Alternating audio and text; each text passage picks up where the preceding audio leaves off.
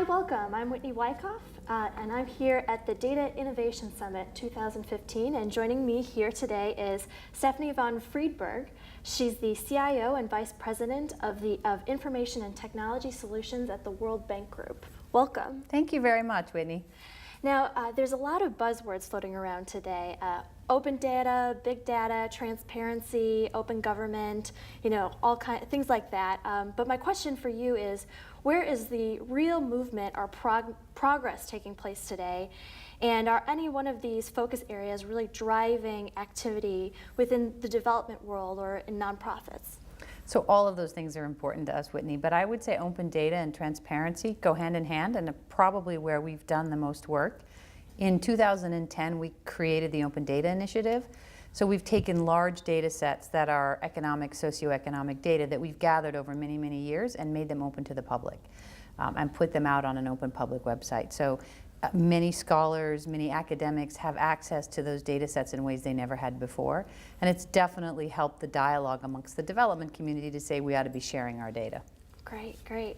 Now, are any one of these focus areas driving more activity in development organizations like yours than others?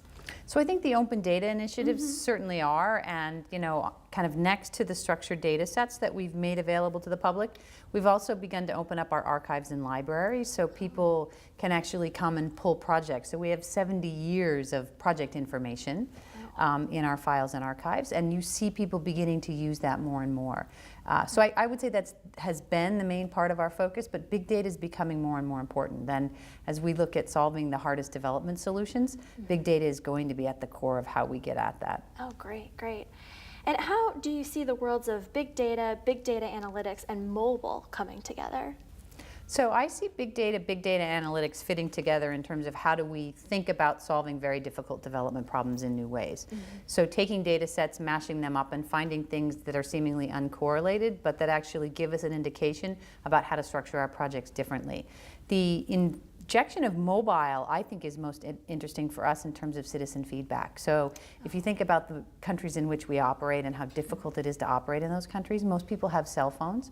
And we've never been able to really get at our citizens and say, are our projects making a difference?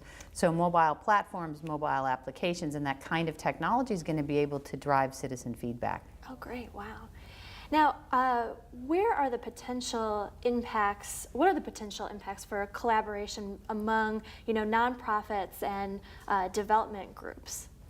The potential impacts for collaboration. For collaboration. Yeah. So they definitely exist. And I think first, if you start with open data, so where are there data sets out there that we can begin to put together? And then how do we kind of coerce and leverage other people to add to our own data sets? So an interesting example is we've been working very closely with the UN, with Ezra, and with other organizations that hold geospatial data to begin to piece together a map of Syria. So we know where all of the refugees are. We know where the schools have been destroyed. We know where the roads exist. We know where, there are hospitals where we could relocate, refugees and people who have left Syria as a result of the war.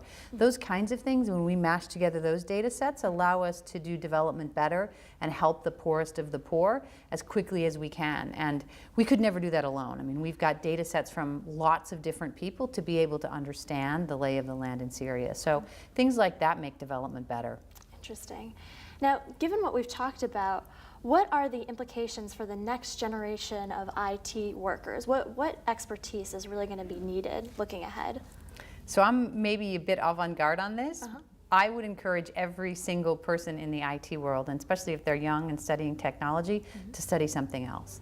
To think about anthropology, to think about sociology, to think about history, because we need multidisciplinary thinkers who can come at problems in more interesting ways. So data's data, and lots of IT people can structure that data and create the metadata that will allow us to manipulate the data. But to be able to go beyond that and think about what questions should we be asking from those data sets requires a broader and more diverse mindset. Oh, interesting.